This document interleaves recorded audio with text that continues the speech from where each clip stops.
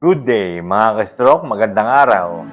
For today's video ay isi-share ko po sa inyo ang isang exercise para mabawasan ang bigat. Kung hindi mo pa naitataas ang iyong kamay, ayan, ganyan, mahirap siyang itaas, ganyan pa. Ayan, kasi po ang dahilan niyan ay dito po sa balikat, dito po ang bigat niyan, sa elbow at saka sa forearm. Lahat po ng bigat ay nasa mga joint po ng kamay at apektado rin po itong forearm. Pero dito po ang pinaka-main na bigat. Kaya hindi siya naitataas, mahirap. Ayan. So, pag nagawa natin ang mga exercise na yon, ay makakatulong yon, maitaas ang inyong mga kamay na affected ng stroke.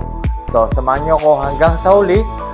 Pero bago natin umpisan yan, lalo na kung bago ka pa lang po sa aking channel, please like, subscribe, at then nyo ring hit ang notification bell para updated tayo sa mga video kagaya nito na lumalaban sa stroke. Maligo ko.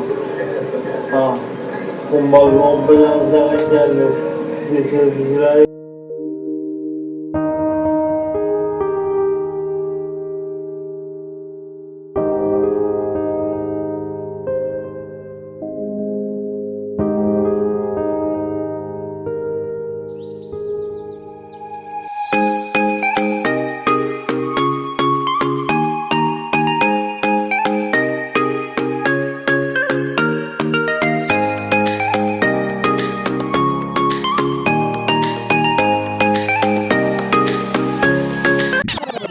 Ang first step po natin ay ang i-stretch ang balikat. So, kagaya po nito, number 1 po, ayan.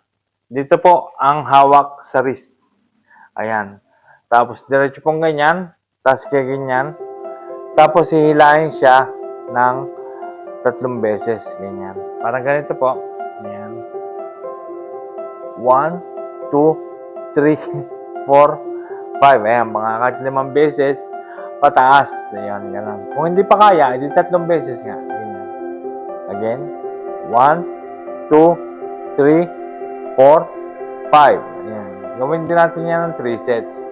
Mas maganda kung magagawa natin mas marami. 1, 2, 3, 4, 5. Pero yan po ay masakit pagka yung lalo na doon sa mga nag-frozen shoulder ay talaga pong masakit yan. Kasi nga po ay hindi siya nagagalaw dahil siya ay na-stuck. So, ganun po ang gagawin natin. Ayan. Ganyan. Ayan. Mararamdaman nyo po dito. Dito po sa balikat. Kasi po kailangan ma-stretch ang balikat para maitaas natin ang ating kamay. Malaki po may tutulong yan. Pangalawa ay dito pa rin po ang hawak. Ayan. Lalo na kung hindi natin may hawak ng ganyan kasi wala pang grip. Dito po ang hawak sa wrist. Tapos itataas po natin. Ayan. Ganyan po. Bibilangan pa rin po natin sa taas ng kahit 5 seconds, 5 to 10 seconds. Kung hindi pa kaya at masakit pa, ay kahit hanggang 3. Pero kung hanggang saan lang kayang itaas, ganoon po ang gagawin natin. Para lamang siya ay ma-stretch ang ating balikat. Parang ganito po. 1, 2, 3, 4, 5. 3 sets din natin gagawin yan. 1, 2, 3, 4, 5. Yan. 1, 2, 3, 4, 5. Ayan. Malaki po may tutulong yan para sa balikat. Para may stretch siya. At mababawasan na din ang pagbagsak ng balikat. Kaya siya hindi na itataas kasi nga po ay siya ay nag-i-spastic na dahil sa hindi naigalaw. So, ganun po ang gagawin natin mga galaw para sa balikat para manumbalik yung kanyang dating galaw. Ayan, at makatulong sa pagtaas. Ayan, magagawa nyo na rin yan. Ang sunod po naman natin gagawin ay sa likod naman po, pero dito po sa ibabaw ang hawak. Sa ibabaw po ng wrist. Ayan, ganyan. Kapag ganito po naman, ayan. Ayan. Bibilangan din po natin. Ayan. So, hanggang 5. 1, 2, 3, 4, 5. Tapos, again. 1, 1, 2, 3, 4, 5. 3 sets din natin gagawin yan. 1, 2, 3, 4, 5. Ayan.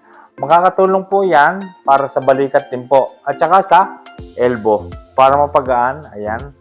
At magalaw natin na papaganyan. Ayan. Para mabawasan ng bigat at may taas niya na. At syempre, tumutulong din ito para ma-elbow natin ang masasamang loob. Parang ganito po. Ayan. So, gawin lang po natin ng gawin ang mga exercise na mga pinakikita ko po sa inyo. At yan po ay base sa aking experience na talagang, yan po talaga ang malaking nagpagaan sa aking kamay. Ayan. Ang importante kasi siya ay lagi siyang nagagalaw na nagagalaw. Lalo na yung mga joint na katulad ng shoulder, elbow, at saka ang ganitong wrist. Pero doon po sa daliri ay iba pa rin po ang exercise niyan. Meron din po tayong exercise para dyan. Yun po ang technique dyan, lagi siyang ginagalaw araw-araw. Pero yung mga pinakita kong exercise, siyempre pagkakatapos ng bawat set na ganyan, tapos ng isang set, ay inhale, exhale po ang gagawin natin. Para po hindi napepersa ang ating puso. Para hindi, kasi po tayo po mga na-stroke ay madali nang mapagod. Ganyan po pagkatapos ng exercise na ganyan, pahinga. Inhale, exhale, para yung puso natin ay makarelax din. Tapos saka tayo lilipat sa panibagong sets na step. Ayan, ganun po ang ating gawin. Ayan, kasi yun po talaga ang technique dyan sa na-stroke kung para mapabilis ang progreso ng paggagaling ay dapat po talaga ay ginagalaw ng ginagalaw. Kahit maging kagaya na sinabi ko noon, maging kayo nakaupo man lamang, pagkagaling sa higaan o nauupo kayo, dapat po ay kumikilos din. Yun po ang isang technique din yung gumagalaw ka ng gumagalaw. At lalo na sa paa naman, ay yung kung makakapaglakad ka, kung naglalakad ka rin lang naman, mas makakabubuting maglakad ka tuwing umaga. Tapos ulitin natin sa hapon, at pag inulit natin yung sa hapon, malaki may tutulong noon para makatulog tayo ng mahimbing sa gabi. Lalo na karamihan sa atin ay yung hirap makatulog sa gabi, at yan po ay talagang kasama rin yan sa na-stroke, yung nahihirapang matulog. Yung pagka nagising ka, tapos balik ka sa higaan, mahirap na ulit bumawi ng tulog eh. Ganun po tayong mga na-stroke. Pero ang gawin po natin ay yung ulitin natin sa hapon para pagdating ng gabi ay makakapagpahinga ka, makakapag-relax ka, makakatulog ka ng mahimbing. Ayan, ganun po ang gawin natin. At lagi ko pong sasabihin sa inyo na tayo pong na-stroke ay may pag-asa, malaki pong pag-asa. Kasi po tayo ay buhay pa. Nasa sa atin pong sarili ang ating i-recover kung makikooperate ka sa iyong sarili. Kailangan tulungan mo ang iyong sarili. Hindi ka rin basta mapapagaling ng mga doktor, ng mga therapist kung hindi ka makikooperate ang iyong sarili, kung hindi mo lalaksan. Kailangan malakas ang loob natin. At lalong-lalo na kung ikaw naman matagal na rin na stroke, siyempre, tanggap mo na nangyayari sa iyo. Ngayon, yun naman ang time na para ikaw ay lumaban at bumawi para sa iyong pagkakadapa, para ikaw ay makabangon. Kailangan tulungan ang sarili. Yun po ang aking masasabi for today's video. Basta laban lamang, huwag tayong susuko kasi binigyan pa tayo ng laban. Wala naman kasing pagsubok na ibinigay ng Diyos na hindi natin kayang lampasan. Pero gagawin din natin ng paraan, di ba? Tutulungan natin ang ating sarili para lumaban.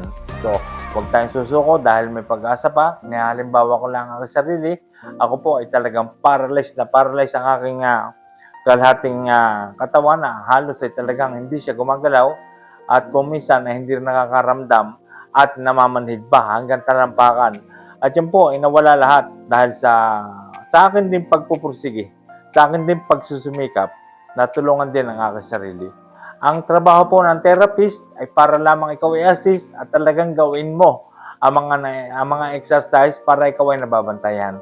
So kung ikaw ay walang therapist ay kaya mo naman gawin yon sa iyong sarili kung meron kang disiplina. At kailangan maging masipag ka at maging matyaga. At nandyan ang mabilis ang progreso ng iyong paggaling. So maraming salamat po at huwag po natin kakalimutan, itanim natin sa ating isipan, sa puso, na tayong lahat ay gagaling, lalakas, at titigas. Ang pipino, ang katawan. Yes. So, God bless po sa ating lahat and I love you all.